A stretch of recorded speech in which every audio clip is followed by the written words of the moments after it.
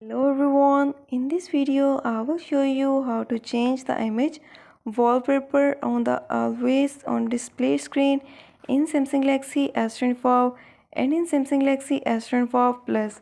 Before starting this video, please subscribe for more videos and watch complete video.